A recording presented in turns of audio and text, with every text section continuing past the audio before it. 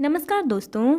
कहीं आपके घर में तो नहीं है ये पेड़ पौधे जो बन सकते हैं दुर्भाग्य का कारण? तो आइए चलते हैं इस वीडियो में और जानते हैं इसके माध्यम से। चारों ओर हरियाली मन को एक अलग ही सुकून पहुंचाती है। पेड़ पौधे जीवन का आधार है, यह तो सभी जानते हैं।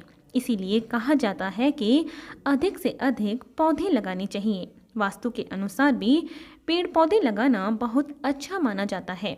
वास्तु कहता है कि जिस स्थान पर हरे भरे पौधे लगे होते हैं वहां पर सकारात्मकता का वास होता है। लेकिन यदि आप अपने घर में पौधे लगा रहे हैं तो उस समय कुछ बातों को ध्यान में रखना भी आवश्यक होता है। वास्तु में जहां कुछ पौधे समृद्धि में वृद्धि करने वाले माने गए हैं तो वहीं कुछ पौधों को घर में लगाना वर्जित माना गया है। माना जाता है कि यदि घर में ये पौधे लगे हों तो आपके दुर्भाग्य का कारण बन सकते हैं। इसीलिए भूलकर भी ये पेड़ पौधे अपने घर में नहीं लगाने चाहिए। तो आइए यहाँ हम जानेंगे कि घर में ऐसे कौन कौन से पौधे हैं जो हमें नहीं लगाने चाहिए, इनके बारे में। सबसे पहले हम बात करते हैं कपास के पौधे के बारे में। वैसे तो बहुत कम ऐसा होता है कि लोग कपास का पौधा अपने घर में रखते हों, लेकिन कई बार साज सजावट के लिए लोग कपास का पौधा अपने घर में ले आते हैं क्योंकि इसके फूल देखने में बहुत अच्छे लगते हैं। माना जाता है कि घर में कपास का पौधा नहीं लगाना चाहिए। माना जाता है कि इस पौधे को लगाने से आपके घर में नकारात्मक ऊर्जा का प्रभाव बढ़ जाता है। दूसरी हम बात करते हैं बबूल के पौधे के बारे में।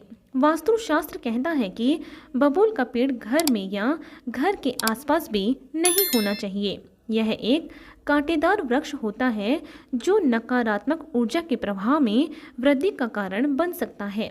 इस पेड़ के कारण दुर्भाग्य और दरिद्रता का सामना करना पड़ सकता है। माना जाता है कि यदि घर या उसके आसपास भी बबूल का पेड़ हो तो परिवार के सदस्यों में वाद विवाद की स्थिति बनी रहती है और मानसिक रोगों के पनपने की आशंका भी रहती है।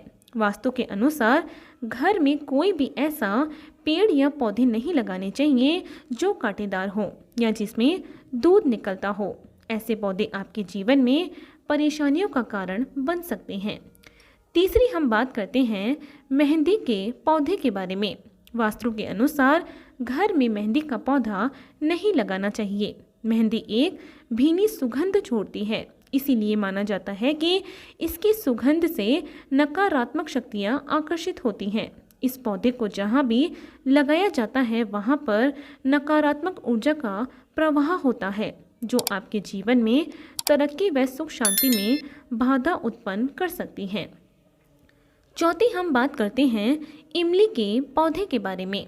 घर में कई बार इमली का पौधा उग जाता है। वास्तु के अनुसार इमली का पौधा भी घर में नहीं लगाना चाहिए। इस पौधे में नकारात्मक ऊर्जा का वास होता है।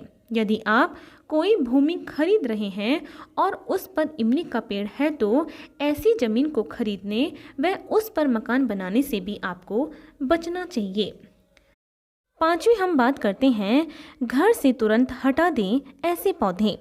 कई बार पौधे की आयु पूर्ण हो जाने या फिर सही देखभाल न हो पाने के कारण पौधे मुरझा जाते हैं या फिर पूरी तरह से सूख जाते हैं। वास्तु कहता है कि मुरझाए और सूखे हुए पौधों के कारण नकारात्मक ऊर्जा बढ़ती है।